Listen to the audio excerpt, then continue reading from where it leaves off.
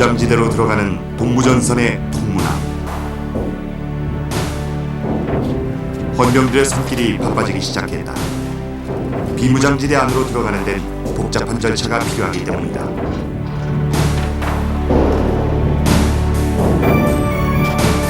비무장지대에는 유엔사의 사전 허가를 받은 사람과 차량만이 들어갈 수 있다.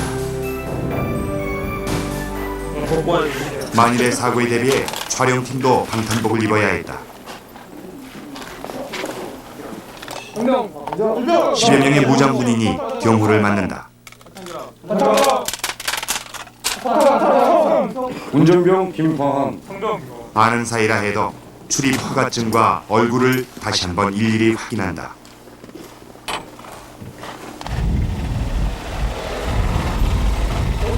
차량에 이상은 없는지 다시 한번 점검한다. 비무장지대 안에서 차가 서면 정말 큰일이다. 통문기방 25분으로 승인받았습니다. 충성! 적을 잡자. 개목! 풍문은 관할 사단본부의 마지막 허락을 받은 뒤에야 어렵게 열렸다.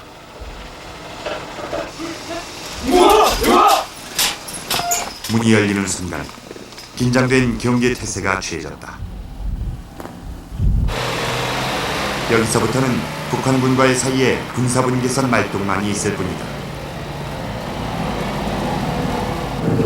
차가 오르기에도 버거운 1000여미터의 고지.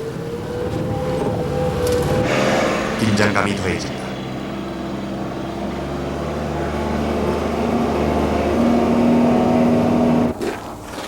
게다가 오소리는 외부인을 반가워하지 않는다.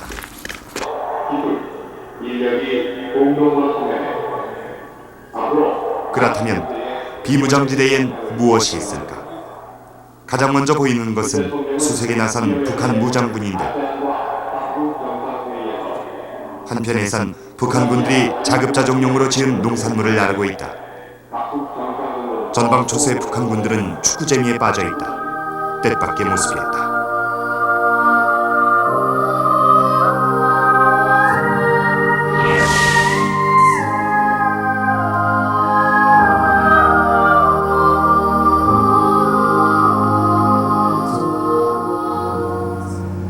인천항에서 뱃길로 470리를 달려 찾아간 백령도.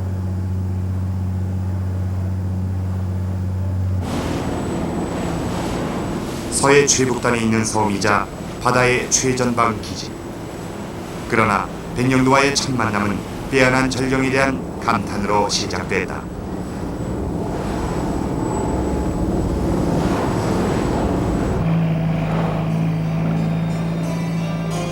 작은 바위섬 위에 옹기종기 누워 일광욕을 즐기는 것은 수십 마리의 물범이었다. 물범은 가장 작은 바다 표범으로 우리나라에선 백령도 앞바다가 주서식지다. 카메라의 등장에 놀랐는지 물범들은 1m가 넘는 거구를 이끌고 물속으로 숨어버린다. 5월은 물범이 짝짓기에 나서는 가장 행복한 시기이기도 하다.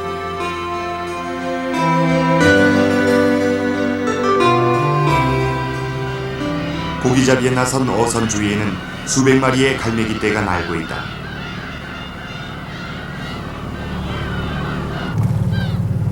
갈매기가 많다는 것은 물고기가 풍부한 어장이란 뜻이기도 하다. 백령도 앞바다엔 특히 꽃게와 까나리가 많다.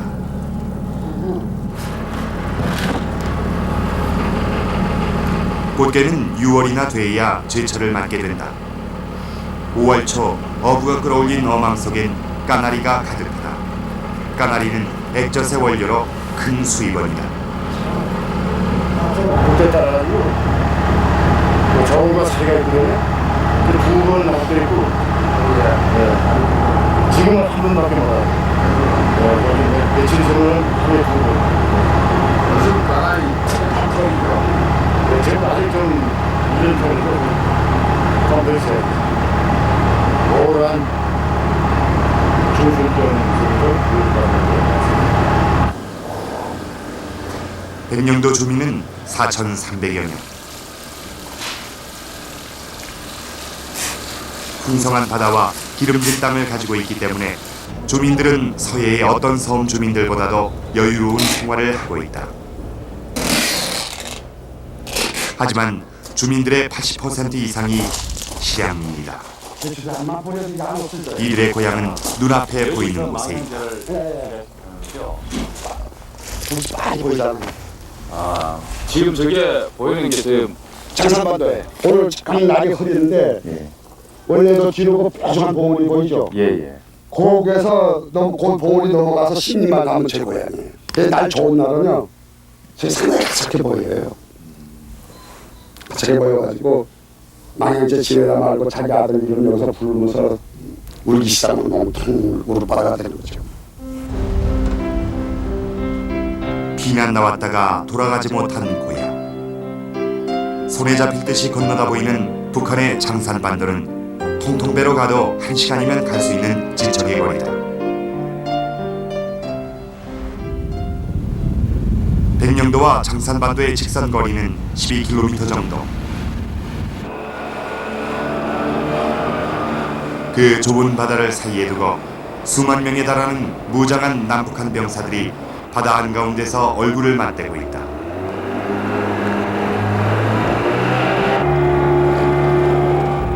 그래서 백령도 앞바다엔 늘 군사적 긴장감이 흐른다.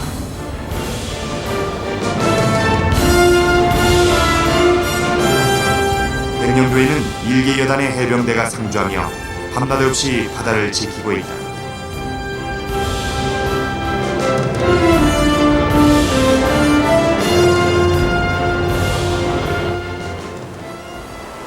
밤이 되자 갑자기 섬 전체가 무거운 침묵 속으로 빠져들었다.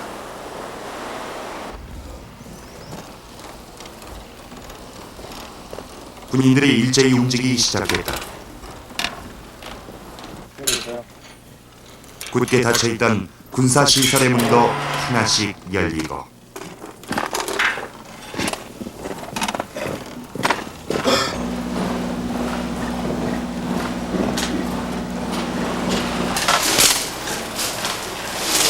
위장막으로 가려져 있던 포도 그 모습을 드러낸다. 섬 전체의 군사력이 집중되는 전원 투입이었다. 저런 투입은 주 야간에 적근적 탐색이나 포식이랑 미정 임무 등 확인하면서 적에게 기만하기 위해서 실시하는 그 경계 작전 형태입니다. 그래서 매일 뭐 44시를 하는 건가요? 그렇습니다. 해안선엔 서치라이트가 돌기 시작한다. 어둠을 틈타 바다를 통해 잠입할지도 모르는 외부인을 경계하기 위해서다. 바다에는 철책선이 없기 때문에 경계는 더욱 삼엄하다. 밤 시간 내내 북한 지역은 단 한순간도 경계병의 눈에서 벗어나지 못한다.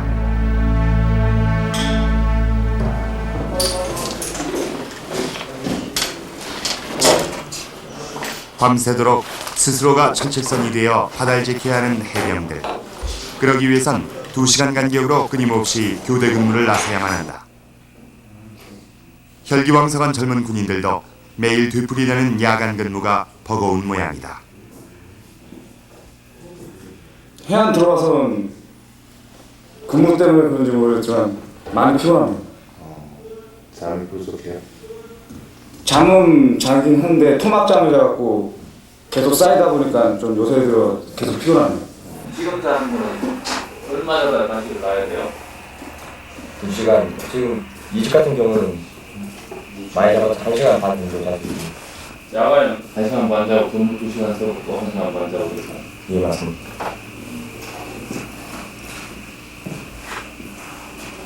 일요일날 또 똑같나요? 토요일 네, 해안에서는 휴일은 없습니다.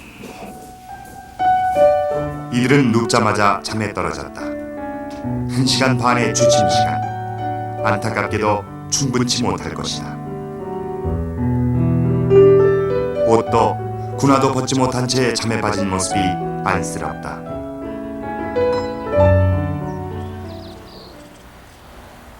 길고 힘들었던 밤이 지나자 평화로운 섬에 아침이 찾아왔다.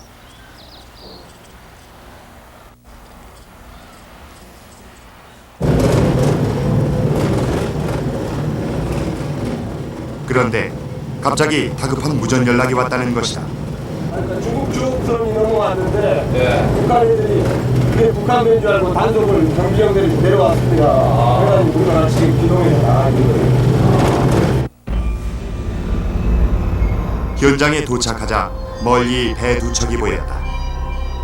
그리고 바다엔 싸늘한 긴장감이 감돌고 있었다. 이제 북한 측 경비병. 몇 척이나 나왔는데? 처음에 한 척만 계속 나왔어요. 저쪽으로 한 50도 정도부터 계속 이렇게 남사 쪽으로 왔다 갔다 했어요. 맞습니다.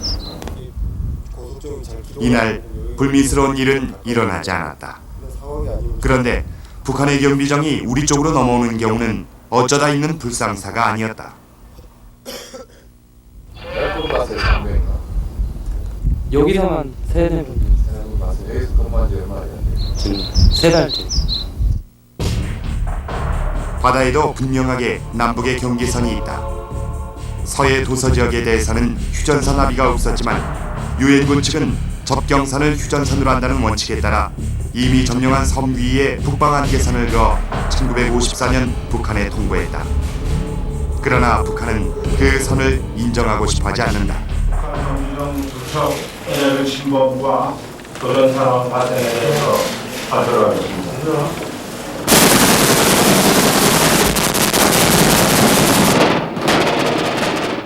북한은 올해도 연평도 근처의 북방 한계선을 침범했다. 그리고 경고방송을 하는 우리 고속정을 향해 포를 발사했다. 지난 99년에 이어 다시 한번 남한과 북한의 해군이 맞붙는 서해 교전이 벌어진 것이다. 25분에 걸쳐 수천 발의 포가 발사되면서 우리 고속정 한 척은 격침됐다.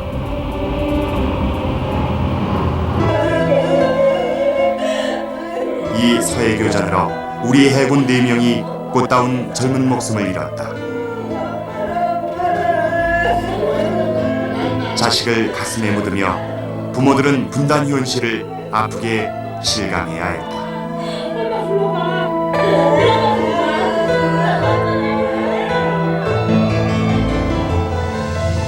윤영하 소령, 조천영 중사, 서우원 중사, 황도현 중사의 명복을 기원한다. 어느새 평화로운 얼굴로 돌아와 있는 서해 바다. 그러나 이 바다엔 더 많은 사연이 담겨 있다. 1965년 한박도에서는 서해 주민 수백 명이 북한 군인들에게 쫓기다가 100여 명이 한꺼번에 납치된 사건이 있었다. 가서 내리신 곳이 어딘가요? 거기가 한박도인가요? 한박도 부근 뻘이죠. 뻘이죠. 아, 뻘. 네, 부근. 갯벌에. 네, 네. 거기 가면은 예. 대합이 이렇게 그냥 밟으면 이 전부 대합이에요. 물속에가. 그러니까 그 자기 힘껏. 뭐 저도 그때 막 제대했으니까 뭐 20대니까 그 망태가 있어. 망태. 이 망태라고 그걸 한 이제 자기 힘껏 이게 지고 이제 나오는 거죠. 거기서. 주문도 주민들은 통통배를 타고 근처에 있는 갯벌로 대합을 따러 간 것이었다. 그런데 가까운 지척에 있어 이웃마을 같기만 했던 한박도는 북방 한계선 넘어 있는 북한 지역이었다. 결국 그들은 북한 경비병들에게 발각됐다. 나오는데 막 총소리가 막 들리고 막 그랬죠. 근데 나오면서 보니까 이제 그 총에 맞은 사람도 있고. 그래서 우리는 뭐 죽는구나. 그리고 이제 나와서 그때 그 배를 타려고 하는데 배가 이제 사람을 신라에 들어오면 막 총을 쏘는 거예요. 인민군이 총을 쏘니까 배가 돌아 나가고 또 들어오려다 총 쏘면 돌아 나가고. 그러니까 우리는 그 배를 쫓아가다 결국은 잡힌 거죠. 사람들한테. 주민들은 평양까지 압송되어 조사를 받고는 다행히 20일 만에 모두 판문점을 통해 집으로 돌아왔다. 그러나 납북됐다가 모두 돌아올 수 있는 것은 아니다. 서해의 도서지역에선 납북 어부의 가족을 적잖이 만날 수 있다. 교동도에 있는 한 고등학교. 이 학교 3학년인 현문군은 아버지의 얼굴을 제대로 기억할 수 없다.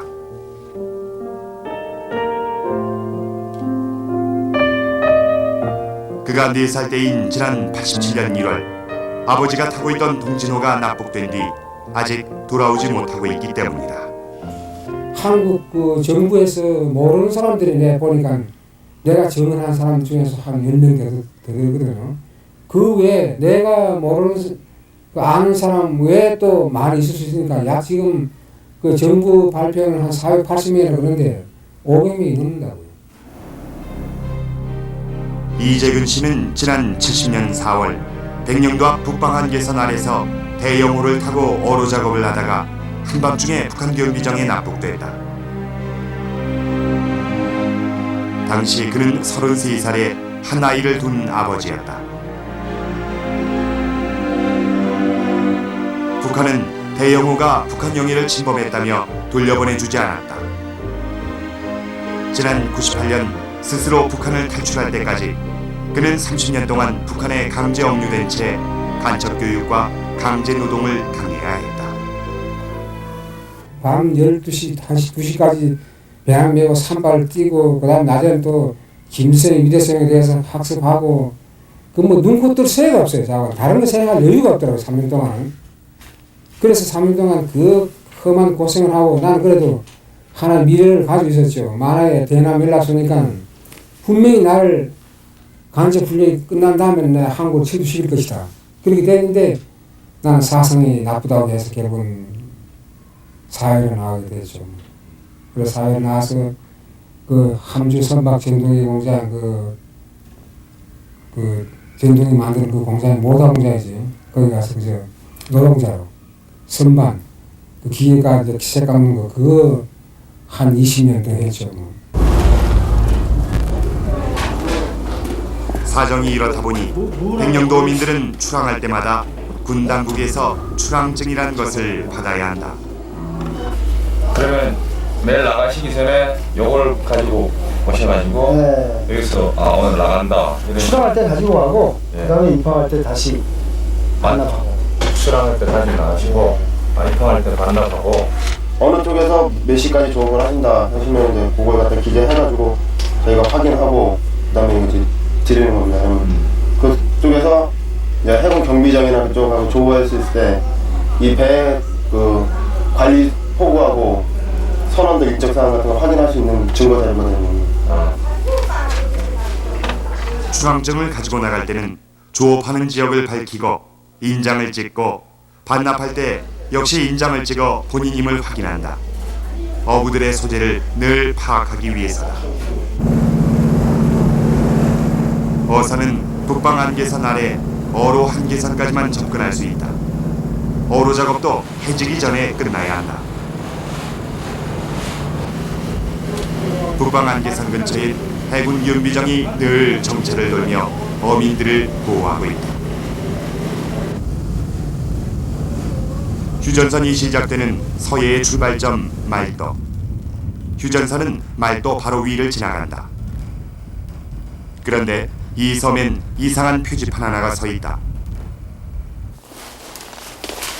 말도 앞바다에는 유엔 깃발을 단 배만 출입할 수 있고 어길 때는 사격도 가능하다. 일몰이나 월출 이전에 해안에 선박이 접근하는 걸 막기 위해서 표시해둔 것. 말도 앞은 바로 북한 지역. 휴전선은 그 사이를 가로지르고 있는데 북한 쪽 갯벌이 다 보일 정도로 가깝다. 지금 450명 정도 했어요. 450명? 예. 간조될 때까지 계속 나오고. 매일 나온 타격 하나요? 예, 거의 24시간 다. 해가 떨어지기 시작하자 섬 전체가 이상이라도 걸린 듯이 갑자기 소란스러워지기 시작한다.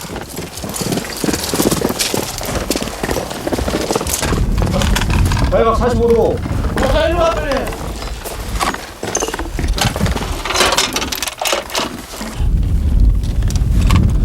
전투 마치 완료! 자격 사고 완전 피제봐! 장약 사고 완전 비정확히! 어둠이 찾아들기 전에 전병력이 휴전선을 향해 방어 태세로 배치되는 것이다. 긴장에 휩싸인 적막한 말도의 밤. 들리는 소리라곤 개구리 울음소리, 보이는 것이라곤 북한 지역의 불빛뿐이다.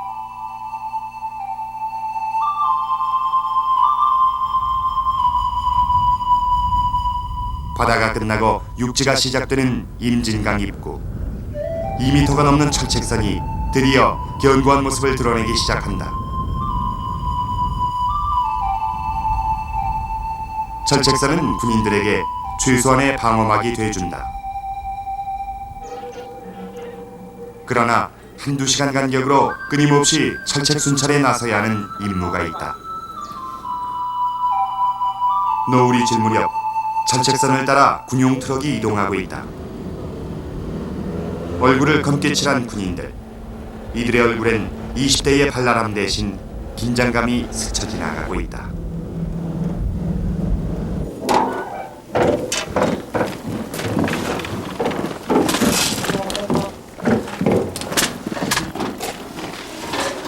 이들이 도착한 곳은 남방 한계선 앞.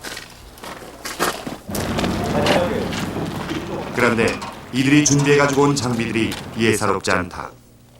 무거운 배낭에서부터 통신 장비까지 대단한 작전이라도 수행할 태세다.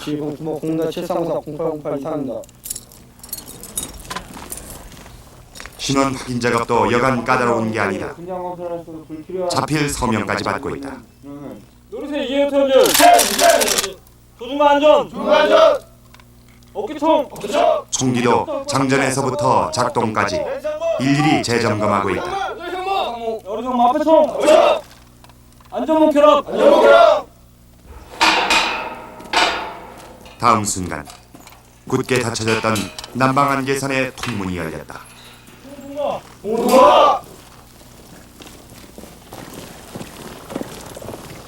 공무동 하나 둘셋 통문을 지나면서 군인들은 다시 한번 인원 확인을 한다.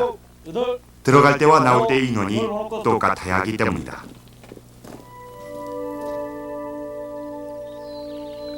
비무장지대는 남한군과 북한군이 철책선 없이 마주보는 지역. 그래서 들어서는 그 순간부터 경계가 시작된다.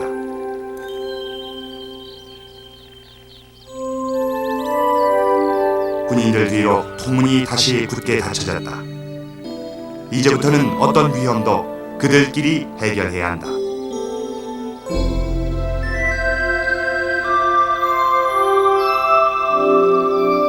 오늘 밤 이들은 비무장지대에 밤새 매복해 있으면서 감시 활동을 할 것이다.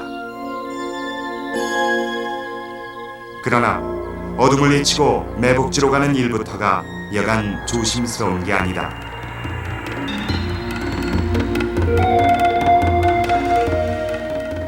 돌이 많은 지역 같은 경우는 움직이는 이동간의 발 소리라든가 그런 거에 주의를 해야 되고, 또 적이 역매복 할 수 있는 구간이 있기 때문에 현장에서 그거로 해서 많이 준비를 하고 있습니다. 발소리를 죽이며 얼마간을 걸어가자 매복 장소가 나타났다. 먼저 적외선 카메라로 매복지에 이상이 없는지 확인한다. 그리고 자리를 잡으면 새벽까지 9시간 동안 꼼짝없이 앉아 있어야 한다. 졸음이 멀려면 어떻게 쫓아요? 꼬집기도 하고 하늘에 있는 별도 쳐다보고 하면서 이렇게 졸음을 쫓고 있습니다. 후방에 있는 사람들이 편안하게 잠에 빠져 있을 시간. 철책선 안팎에선 많은 군인들이 고독한 불면의 밤을 보내고 있다. 휴전선의 평원, 그 속엔 젊은이들의 희생이 숨어 있었다. 다음 날 아침, 철책선은 늘 그렇듯이 조용하게 깨어났다. 이 장벽을 지키기 위해 지난 수십 년 얼마나 많은 젊은이들이 이곳에서 피와 땀을 흘렸을까. 안타깝고 고마울 뿐이다.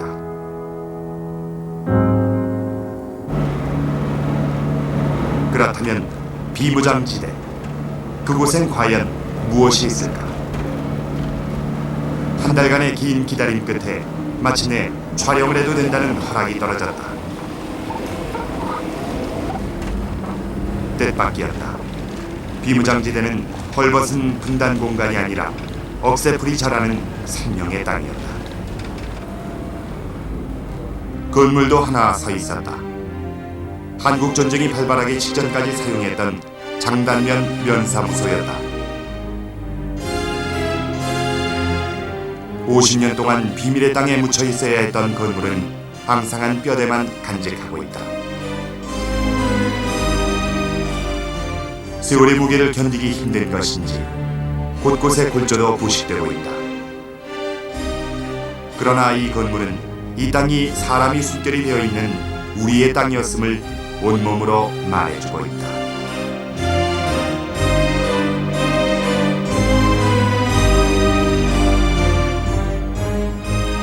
비무장지대에는 녹슨 열차도 한 대 있었다. 경의선 열차였다.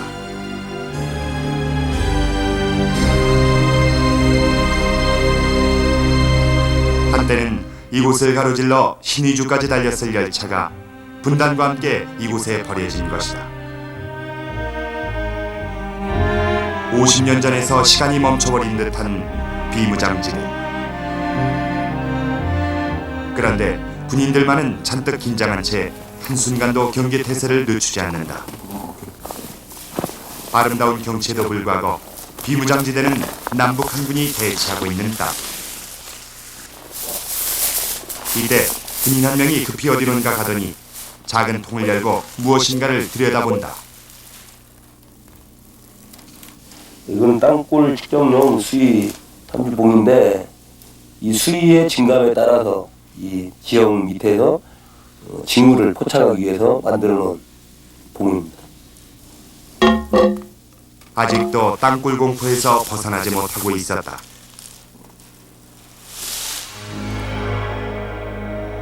비무장지대에서 땅굴이 처음 발견된 것은 지난 74년 11월 15일. 누구도 북한이 땅굴을 파스리라곤 예상하지 못했다. 실체를 드러낸 땅굴은 큰 충격이었다. 제1땅굴은 군사분계선을 1km나 넘어온 고랑포에 있다.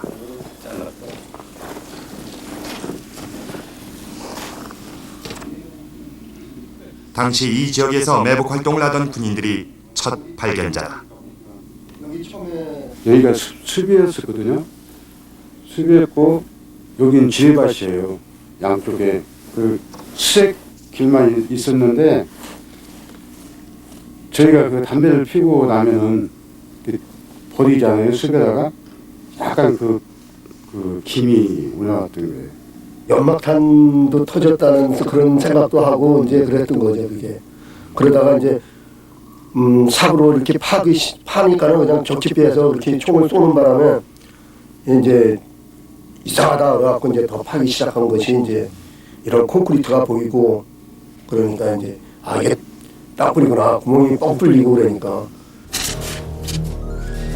제1땅굴은 보통 지구를 가진 사람이 겨우 기어다녀야 할 정도로 그 크기가 작았다.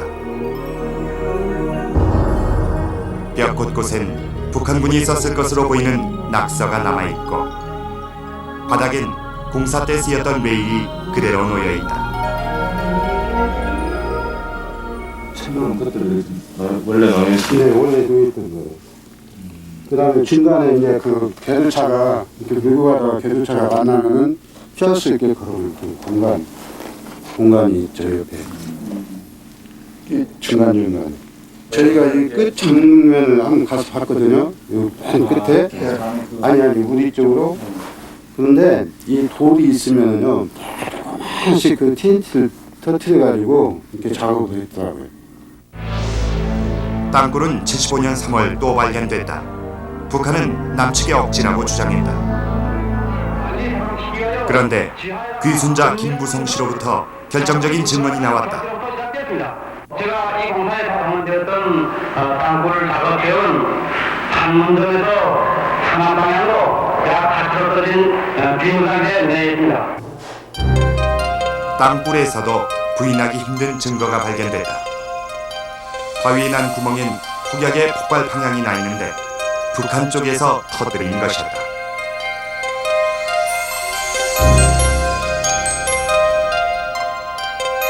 비무장지대에서 연이어 2개의 땅굴이 발견되자 휴전선 일대에서는 대대적으로 땅굴 탐사 작업이 시작됐다. 수많은 신추공들이 비무장지대에 꽂혀졌다.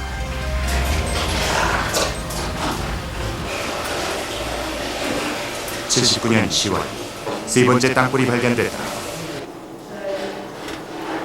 제3땅굴을 찾아낸 것은 이 시추공. 비무장지대 곳곳에 꽂혀진 수많은 시추공 중 하나가 정확하게 제3땅굴을 관통한 것이었다.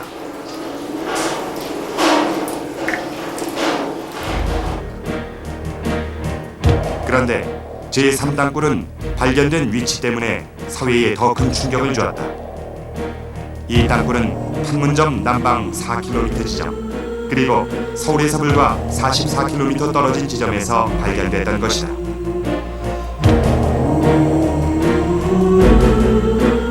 (10년) 뒤 제4땅굴이 발견됐다. 땅굴에 대한 악몽이 가실 무렵 이번엔 동부전선의 비무장지대에서 발견됐다. 놀랍게도 제4땅굴은 지하 145m 아래에 있었다. 지금 여러분께서 보시는 이 레일이 북한산 레일입니다. 북한이 처음 땅굴을 팔 때 이 레일 깔고 들어왔었는데 저희 나라 군사분계선으로부터 1500m나 내려와 있는 제4땅굴은 총 길이가 무려 2053m. 1989년 8월 14일 저희 청운병에 의해서 이 땅굴에서 모텀이 가식됐습니다. 모텀이 가식되고 나서 그 다음에 이쪽에서 시추공을 파기 시작해서 1989년 12월 24일 249번째 시추공이 이 사땅굴에 집중되면서 사땅굴이 있는 것을 알게 됐습니다. 그런데 이곳엔 북한의 땅굴이란 결정적인 증거가 있었다.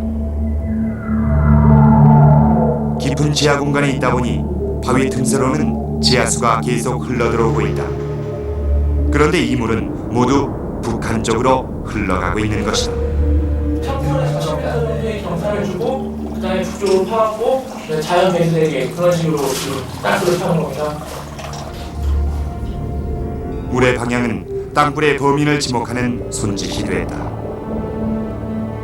북한은 결국 제4땅굴을 자신들이 팠다고 시인했다. 그러나 북한은 지금까지도 나머지 땅굴은 자신들과 무관하다는 주장을 계속하고 있다.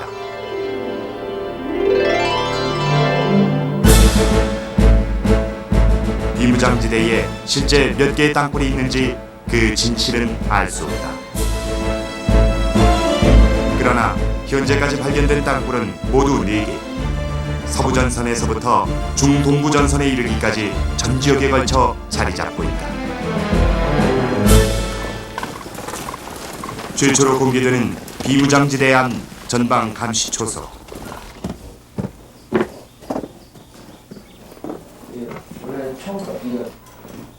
이곳에 작은 관측소에 모여있는 군인들에게 북한 지역은 더 이상 낯선 땅이 아니다.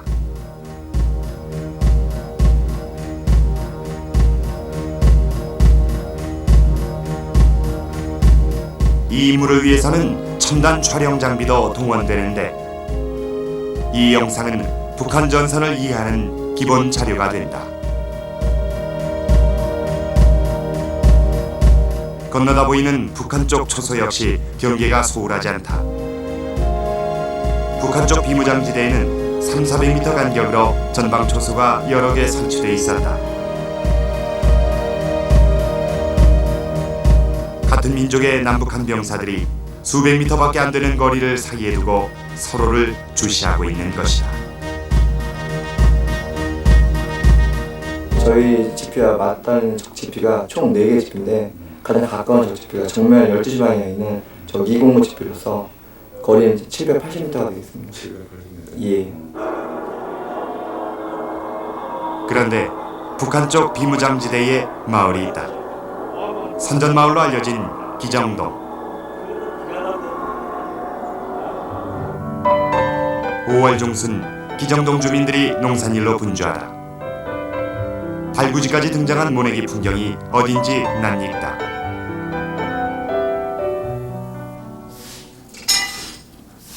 비무장지대 한가운데 덩그러니 놓여있는 전방초소는 200여 평 남짓한 좁은 공간. 30명의 혈기왕성한 젊은이들이 살아가기엔 더욱 비좁을 것이다.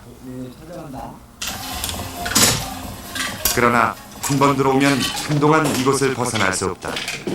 이들의 주 임무는 경계 근무와 수색 활동.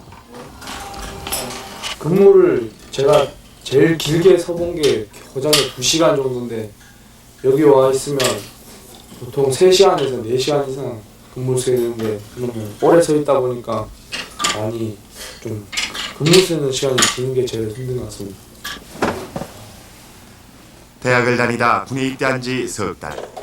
전방 초소에 배치된 지 겨우 열흘이 됐다는 그는 아직 이곳 생활에 적응하지 못하고 있었다. 체육 활동을 좀 많이 했습니다. 체육 활동 많이 못하나요? 아니 여기 GP 생활 할 때 좁아가지고 축구를 할 데가 없어서 그런데 체육 활동도 하고 싶고 그다음에 3개월 동안 있으면 외부와 연락이 안 되니까 전화도 굉장히 하고 싶습니다. 그런데 군인들이 모여서서 문 밖을 부러지게 쳐다보고 있다.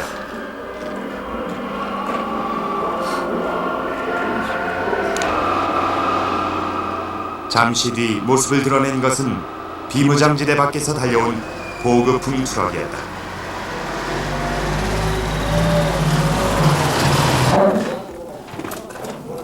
전방 초소엔 일주일에 2번 보급품이 배달되는데 갖가지 반찬거리와 간식거리가 그득하다. 배고플 일은 없을 듯하다.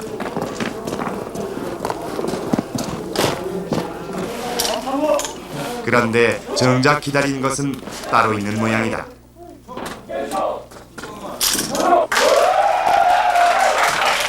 군인들은 편지 배달을 가장 반가워했다. 변화없는 답답한 생활에 한 통의 편지는 최대 활력소가 된다. 연식이 이병 연식이 또 왔어. 함연식 이병은 이날 편지를 3통씩이나 받았다. 게다가 여자친구로부터 온 편지는 고참들의 부러움을 샀다. 짓궂은 고참들은 편지를 읽어보라고 난리다.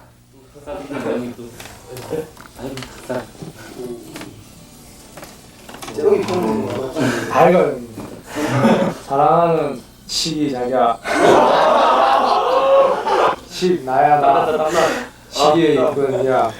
힘든 군생활에 모양 우리 시기 얼굴이 거칠어지지 않았는지 너무 걱정이 돼. 우리 시기 너무 보고 싶어서 죽을 것 같아. 이상합니다. 여자친구의 편지는 한이병에게 큰 위안을 준 듯하다. 그녀의 격려가 계속된다면 그도 이곳 생활에 잘 적응해 갈 것이다.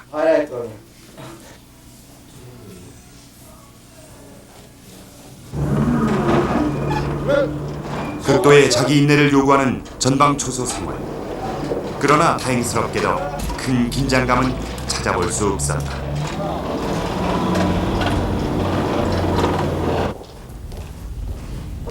서부전선의 이런 평화는 판문점이란 존재와 무관하지 않을 것이다. 판문점은 남북을 이어주는 휴전선의 유일한 통로.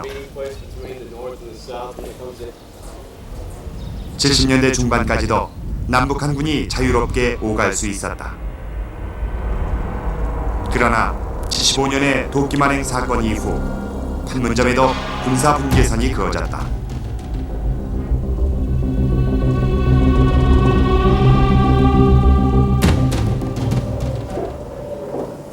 외국인 관광객들이 판문점을 찾았다. 이들에게 이곳은 남북이 대치하고 있는 가장 극명한 분단의 현장으로 다가갈 것이다.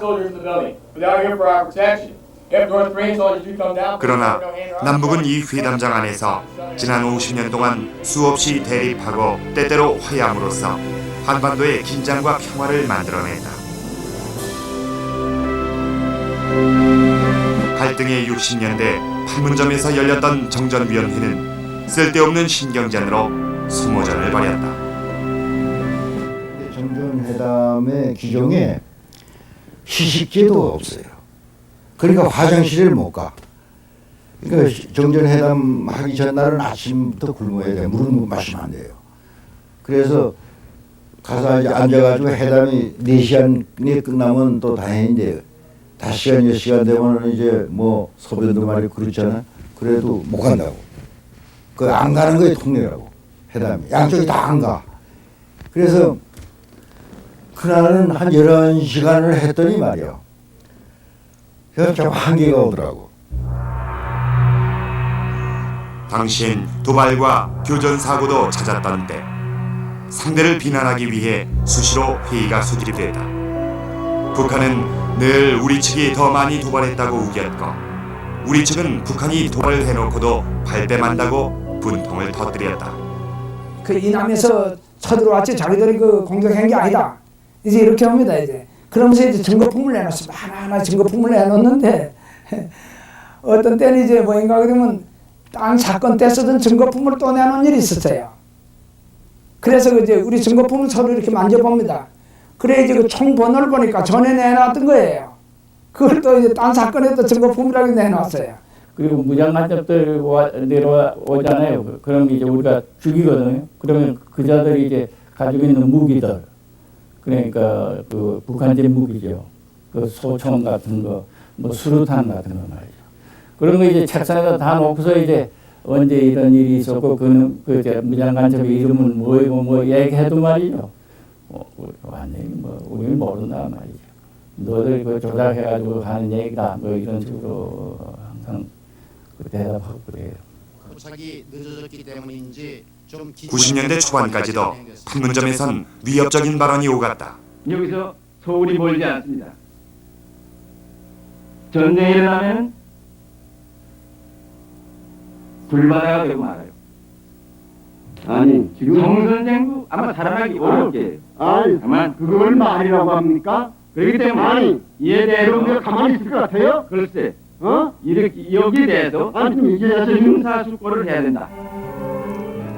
그러나 갈등만 있었던 것은 아니다.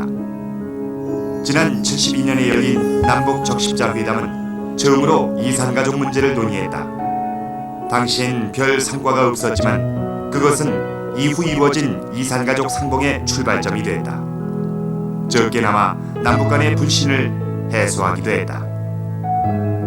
근데 이제 이북 대표들이 이남에 정말 왔습니다. 이제 와보고 아니 자동차를 이거 전부 말이야 이남에 있는 자동차를 전부 동원하려고 얼마나 애썼는가 이렇게 그 물어볼 정도로 자동차가 많다는 걸 이제 놀래요.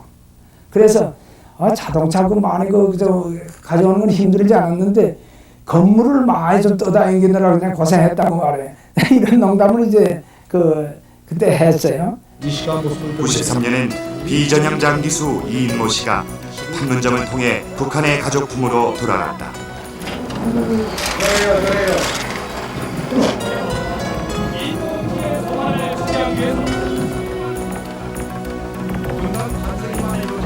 그리고 지난 98년에 있었던 정준영 씨의 소떼 방북. 그것은 이후 판문점의 새로운 상징이 됐다.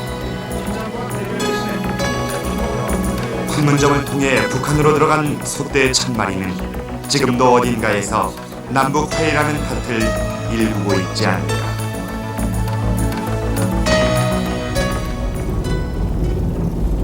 휴전 이후 가장 평온한 시기를 맞고 있던 지난해 말 동부전선으로 가는 길엔 하얗게 눈꽃까지 피어있다.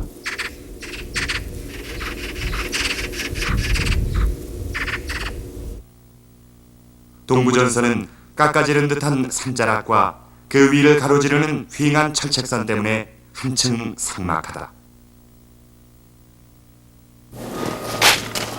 그런데 무거운 배낭을 밀고 산길을 올라오는 군인들이 있다. 이들이 도착한 곳은 남방 한계선 앞 감시초소.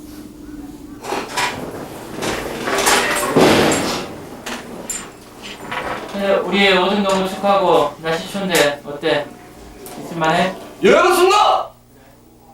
이제 중대장이랑 하나하나 이들은 막 논산훈련소에서 신병 교육을 마치고 전방부대에 배치된 신청병들이었다. 이전병으로서 신병교육 때 잘 보냈나? 예, 그렇습니다.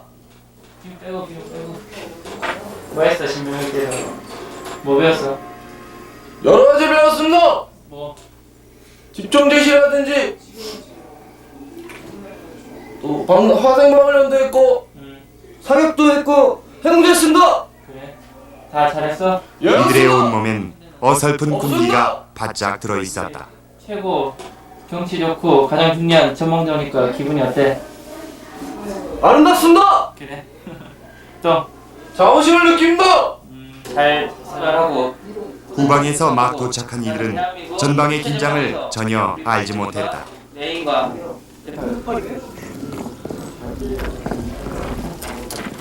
이때 초소 바로 앞에 군인들이 하나둘씩 집결하기 시작했다. 오후 순찰에 나설 시간이 된 것이다. 상명수 명수 세탄창 시용화 저탄창 상무 저두번 이명성호 세분 철저한 확인 절차를 거친 뒤 무기가 군인들의 손에 지급됐다. 무지에 맞는 교서초. 그런데 긴장하고 있는 군인들에게 다시 강도 높은 정신무장을 요구하는 훈시가 이어졌다. 긴장의 끈을 더 당기는 작업이었다. 노래도 정신무장의 한 방법. 늠름한 아들로 태어나 조국을 지키는 보람찬 길에서 우리는 절두배를 함께 사르며 깨끗이 피고 질 무궁화 꽃이다. 한 가지 담배도 나눠 피우고 기쁜 일 고된 일 다 함께 겪는 우리는 전회로 굳게 뭉쳐진 책임을 다하는 방패들이다.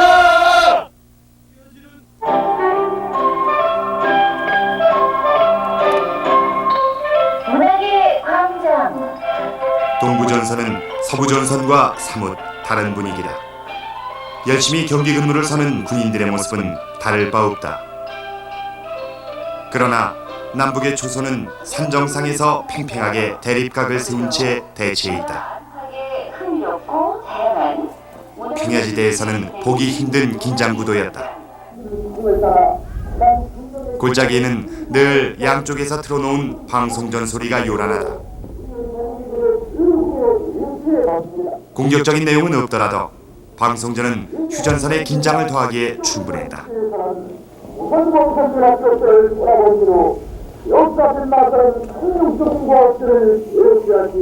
동부전선은 해빙기를 맞지 못한 겨울일까.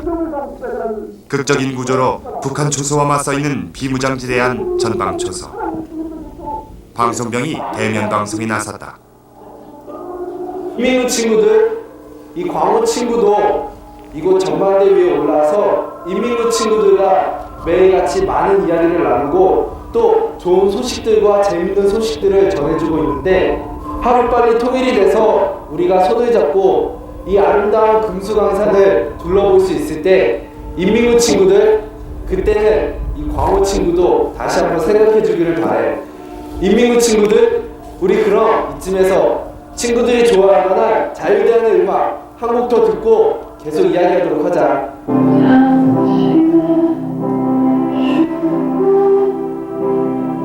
노래가 흐르는 사이에도 관측병들은 망원경에서 눈을 떼지 못한다. 노랫가락은 같은 민족의 젊은이들이 대치하는 현실을 더욱 서글프게 만든다.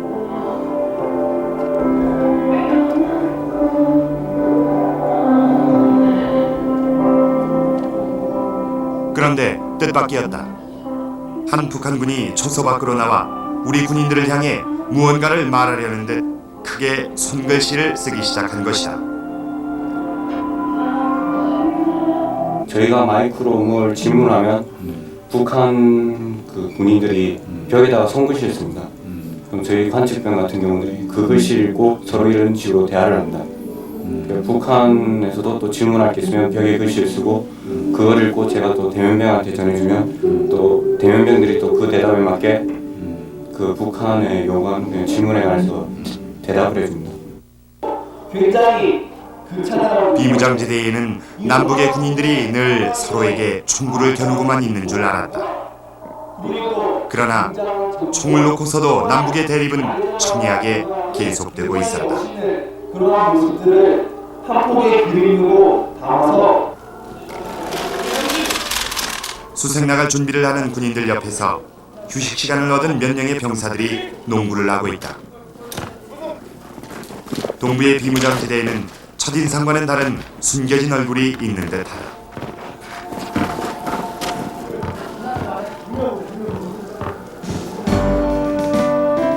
같은 시간 건너편 초소의 북한 군들도 농구를 하느라 분주하다.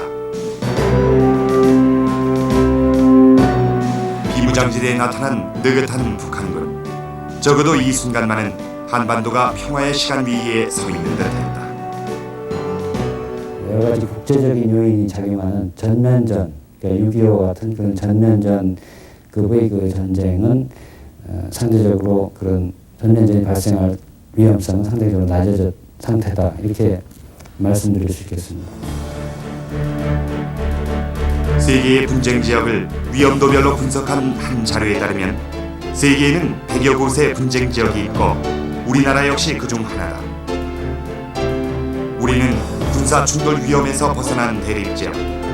그러나 서해 교전으로 위험도는 한 단계 높아졌다. 어떤 정책 결정자의 의지라는 측면에서 보면은 군사적 그 긴장도는 좀 떨어졌다고 볼 수 있겠지만은 전쟁 수행 능력이라는 측면에서 볼 때 남북한이 공이 합쳐서 180만이라는 그 중무장 병력이 대치하고 있는 그 엄연한 현실이 있습니다. 서해 교전은 한반도의 평화가 단 한순간에 깨질 수도 있다는 교훈을 다시 한번 일깨워 주었다. 그 악몽을 털어버리는 데는 또 적지 않은 시간이 필요할지도 모른다. 그러나 2002년 여름, 휴전선은 긴장이라는 한마디 말로는 다 표현할 수 없는 또 다른 얼굴을 분명히 가지고 있었다. 긴장과 평화, 그 극단적인 얼굴 사이에서 우리가 원하는 얼굴을 완성해 가는 것. 많은 시간이 필요하다 해도 포기할 수 없는 희망이 아니다.